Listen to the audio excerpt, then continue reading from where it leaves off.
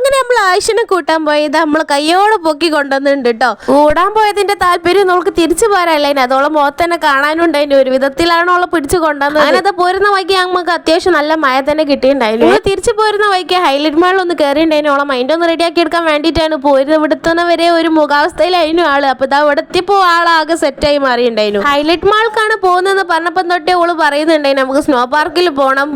ഓൾക്ക് ഓൾറെഡി ജലദോഷം കാര്യങ്ങളൊക്കെ മാറി വരുന്നേ ഉള്ളൂ. അപ്പൊ ഇതും കൂടി ആയാലും റെഡി ആവില്ലല്ലോ എന്ന് വിചാരിച്ചിട്ട് ഞങ്ങൾ കേട്ടില്ലായിരുന്നു. ഫ്രണ്ടിലുള്ള ഡെമോ കാണിച്ചു കൊടുത്ത് ഇതന്നാണ് സ്നോ പാർക്ക് എന്ന് പറഞ്ഞ ആളൊക്കെ പറ്റിച്ച് അത് വിശ്വസിച്ചും ചെയ്ത്. പിന്നെ അത് കഴിഞ്ഞ് നമ്മൾ നേരെ പോയിട്ടുണ്ടായിരുന്നു നെസ്റ്റോയിലേക്ക്. കുറച്ച് അലറ ചില്ലറ സാധനമൊക്കെ വാങ്ങാണ്ടായിരുന്നു. ഒട്ടുമിക്ക ഹൈപ്പർ മാർക്കറ്റിൽ എത്തിയാലേ ആയിഷമോളാണ് കേട്ടോ ഈ ട്രോളി ആയിട്ട് നടക്കല്. പിന്നെ ഓക്ക് വേണ്ടിയ സാധനങ്ങളൊക്കെ ഓൾ തന്നെ തിരഞ്ഞെടുത്തെടുത്തോളൂ. ചോക്ലേറ്റ് സെക്ഷനിൽ എത്തിയോളൂ ആദ്യം നേരെ പോവാ കിൻഡർ ബോൺസ് എടുക്കാൻ വേണ്ടിയിട്ട്. അതാണ് അവൾ ഫേവറേറ്റ് ചോക്ലേറ്റ് എന്ന് പറയുന്നത് തന്നെ. അപ്പൊ അത് എടുത്തും കണ്ട് ഇത് എടുക്കണോ എന്നുള്ള ഒരു ചോദ്യം കേട്ടാലും അവൾ എടുക്കാണ്ട് പോരുന്ന വട്ടായിരുന്നു. ഒരുവിധ അത്യാവശ്യം സാധനങ്ങളൊക്കെ പർച്ചേസ് ചെയ്തതിനു ശേഷം നമ്മൾ പിന്നെ നേരെ പോയിട്ടുണ്ടായിരുന്നു ഫുഡ് കോർട്ട് കണ്ടിട്ട്. അവിടെ എത്തിയപ്പോൾ അവൾക്ക് ഡോണറ്റ് കണ്ടപ്പോൾ അത് വേണമെന്ന് ഫസ്റ്റ് ടൈം ആണ് അവൾ കഴിക്കുന്നതും. എപ്പോഴത്തേം പോലെ ആളെന്റെ ബില്ലടിക്കാൻ വേണ്ടിയിട്ടുള്ള സാധനങ്ങളൊക്കെ ഇങ്ങനെ എടുത്തു കൊടുത്തോളൂ. ഓക്ക് അങ്ങനത്തെ പരിപാടികളൊക്കെ ഇഷ്ടപ്പെട്ട കാര്യങ്ങളാണ്. അങ്ങനെ 1-2 മണിക്കൂർ തന്നെ ഹൈലൈറ്റ് മാളിന്റെ ഉള്ളിൽ കയറി പിന്നെ സമയം പോകുന്ന അറിയില്ലല്ലോ. അപ്പൊ ഇന്നത്തെ ഒരു വിശേഷം ഇപ്പൊ ഇത്രയുള്ളൂ. ഇഷ്ടപ്പെട്ടൊന്ന് ലൈക്ക് ചെയ്ത് സപ്പോർട്ട് ചെയ്യണേ.